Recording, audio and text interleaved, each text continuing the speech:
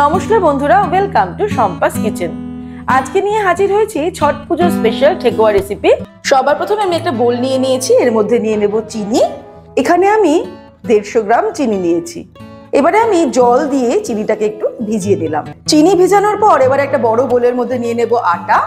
1 cup পরিমাণে আটা নিয়েছি, এখানে 125 গ্রাম আটা আছে। আটার সঙ্গে দিয়ে দিচ্ছি 1 কাপ পরিমাণে ময়দা, এখানে 125 গ্রাম ময়দা আছে। এর মধ্যে দিয়ে দেবো 1/2 কাপ পরিমাণে ঘি।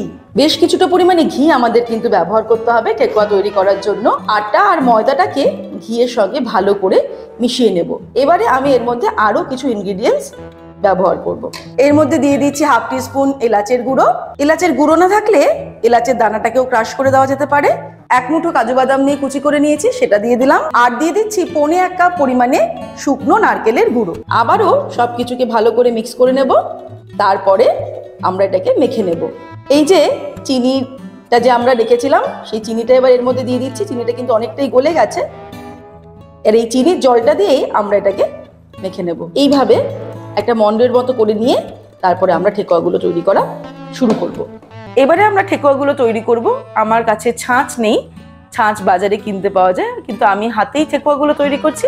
এরকম একটা লুচির লেচির সাইজে নিয়ে নিয়েছি। তারপরে এটাকে এইভাবে লম্বাটে করে আমরা এটাকে একটুখানি পাতার মতো একটা শেপ দেব।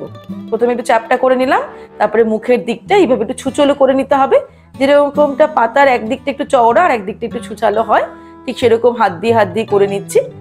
এইভাবে একটু চেপটে চেপটে করে দিলাম। ঠেকুয়া বানাতে গিয়ে অনেক সময় দেখবো যে সাইডগুলো একটু ফেটে ফেটে যাচ্ছে, কিন্তু তাতে কিন্তু কোনো চিন্তার ব্যাপার নেই। ঠেকুয়া বানাতে গেলে এরকমটাই হয়, সাইডগুলো একটু ফেটে ফেটে যায়, যেহেতু এটা একটু ঝুরঝুরে করে মাখা। একদম তো আটা ময়দার মতো আমরা ডোটা তৈরি করিনি, তাই জন্য কিন্তু এরকম হতে পারে। এবারে একটা চামচ নিয়ে আমরা পাতার মতো একটু ডিজাইন করে দিচ্ছি। এই যে এরকম ভাবে পাতায় যেমন শিরা থাকে, ঠিক সেরকম করে দিলাম। তাহলে কিন্তু পাতার মতো দেখতে ঠেকুয়া তৈরি হয়ে গেল। এই যে এইভাবে আমরা কয়েকটা ঠেকুয়া তৈরি করে নেব। তারপর চলে যাব ঠেকুয়াগুলোকে ভাজতে। আমি এখানে রিফাইন্ড অয়েলে ঠেকুয়াগুলোকে ভাজবো। তবে একটা কথা মাথায় রাখতে হবে, তেলটা আমরা যখন গরম করবো এটাকে কিন্তু 100% গরম করব না, 50% গরম করতে হবে।